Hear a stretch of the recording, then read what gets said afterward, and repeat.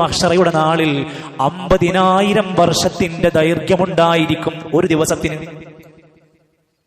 എല്ലാവരും ഒരുമിച്ച് നിർത്തി ആ ദിവസം വിചാരണക്ക് വെക്കുന്ന നാള് ഒരു ദിവസം എന്ന് പറഞ്ഞാൽ 50,000 വർഷത്തിന്റെ ദൈർഘ്യമാണ്. തഫ്സീലൊക്കെ വിശദീകരണം കാണാം. നമ്മളെ ഇവിടുത്തെ ദിവസത്തിന്റെ ദൈർഘ്യം പോലും ആയിക്കൊള്ളണമെന്നില്ല. സഹോദരങ്ങളെ,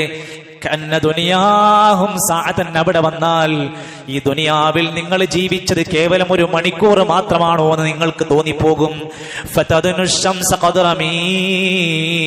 ഒരു മൈൽ ഉയരത്തിലായിക്കൊണ്ട് സൂര്യൻ അവിടെ കത്തിച്ചൊലിച്ചു നിൽക്കും. ഒരു മൈൽ എന്നാണ് 1 കിലോമീറ്റർ കൂട്ടിക്കും. 1 കിലോമീറ്റർ ഉയരത്തിൽ സൂര്യൻ കത്തിച്ചൊലിച്ചു നിൽക്കും. ഇത്രയും ദൂരത്തായിട്ട് നമുക്കിവിടെ താങ്ങാൻ പറ്റണില്ല. 42-44 ഡിഗ്രിയൊക്കെ ആൾക്കാർക്ക് സഹിക്കാൻ പറ്റണില്ല. നമുക്ക് എത്ര ദൂരത്താണ് കിടക്കുന്നത്.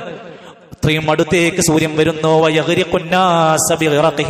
മനുഷ്യരാകെ വയർത്ത് മുങ്ങി കുളിച്ചിട്ടുണ്ടാകും. ചൂടുകൊണ്ട് മാത്രമല്ല,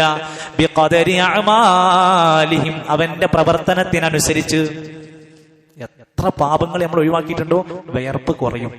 ചില ആൾക്കാരുടെ മുട്ടുംകാല് വരെ വിയർപ്പായിരിക്കും.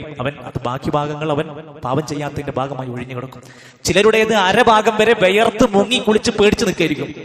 ചിലരുടെ ചുമല് വരെ വിയർപ്പിലായിരിക്കും. ചിലരാകെ വിയർപ്പിൽ മുങ്ങി കുളിച്ചിട്ടുണ്ടാകും. എന്തിന്റെ അടിസ്ഥാനത്തിലാ?